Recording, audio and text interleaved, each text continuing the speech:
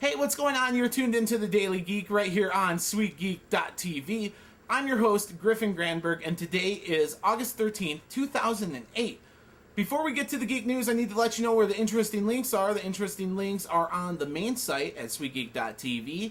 So if you're on YouTube or Vimeo, you look for the SweetGeek.tv link. That's going to bring you back to a high quality version of what you're watching right now, and the interesting links plus comments that are on the main site, SweetGeek.tv. So when I say check it out in the interesting links below, that's where they are. Let's get to the geek news. Starting with story number one, Best Buy is going to be able to have the opportunity to sell the iPhone starting September 7th.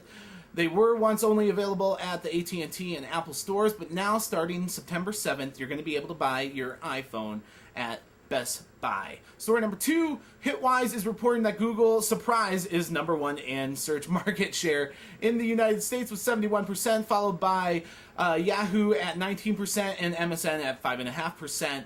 Story number three, eBay sellers are starting a revolt, or at least they're trying again, to move to smaller niche sites like Silk Fair, Oodle, and Etsy.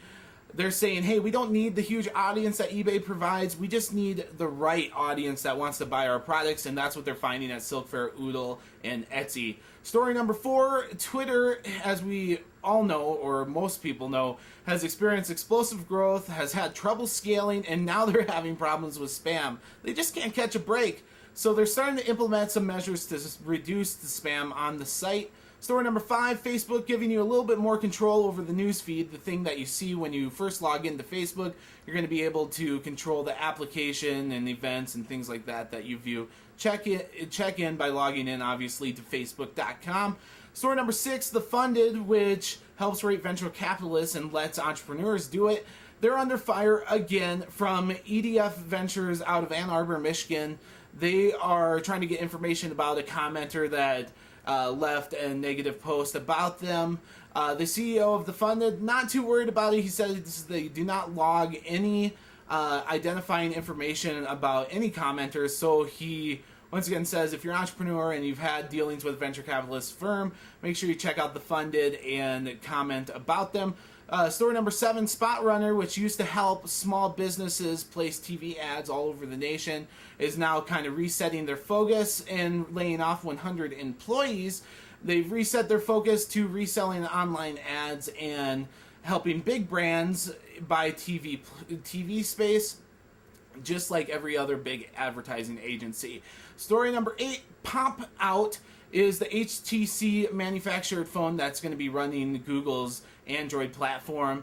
There's going to be a 1 week window where you can basically order it, pre-order your Pop Out. So what you got to do is go to a T-Mobile store, because that's where they're available, starting September 17th, and you'll have 1 week to pre-order the Pop Out there.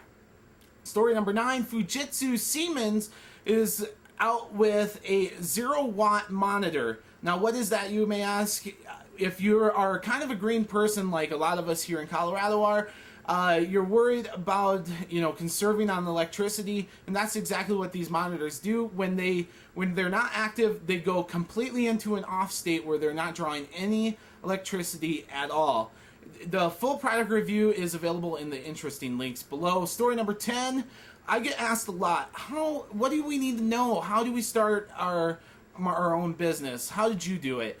And the answer is way too much to be talking about right now, but Read Write Web has an amazing article about what you need to know in order to start a company, and I'm including the link on the interesting links below.